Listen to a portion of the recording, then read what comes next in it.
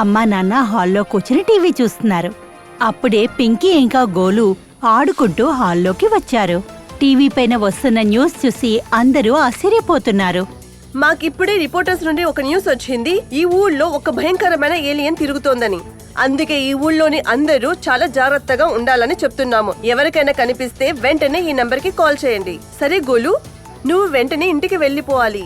చూడు, బయట ఏలియన్ తిరుగుతోంది. పిల్లలు, నేను మిమ్మల్ని వదిలేస్తాను. బయట డేంజర్ గా ఉంది. గోలు పింకీ వైపు చూశాడు. చిరునవ్వు నవ్వుతాడు. అరే అంకుల్, ఏమీ టెన్షన్ వద్దు. పింకీ ఉంది కదా, మనందర్నీ కాపాడేస్తుంది. ఏంటి? ఏం లేదు మమ్మీ, గోలు ఏదేదో చెప్తాడు.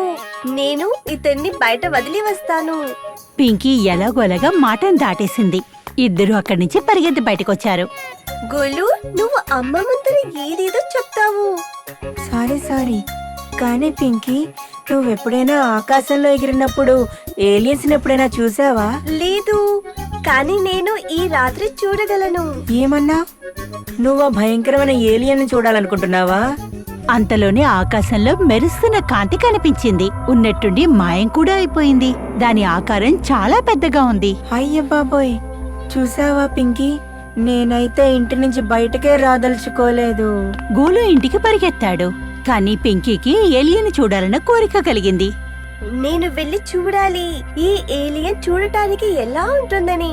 పింకీ చుట్టుపక్కలంతా చూసింది. ఎవరూ లేరని నిర్ణయించుకుంది. ఇలా ఆలోచించి ఆ ఆకాశంలోకి ఎగిరింది. ఎటువైపు నుంచి కాంతి వచ్చిందో అటువైపుకు పింకీ ఎగరసాగింది. ఆ వెలుతురే అనుకుంటా ఏలియంది. కానీ ఇప్పుడే ఇక్కడే ఉన్నింది కదా, ఎక్కడికి వెళ్ళింది? పింకీ దాన్ని వెతకబోతోంది. అకస్మాత్తుగా ఆమె పైన ఏదో దాడి జరిగింది. ఆమె వైపుకు తుపాకీ గుళ్ళు, ఫైర్ బాంబులు రావసాగాయి. ఇంత అకస్మాత్తుగా నన్ను ఎవరు అటాక్ చేశారు? ఏలియన్ అనుకుంటాను.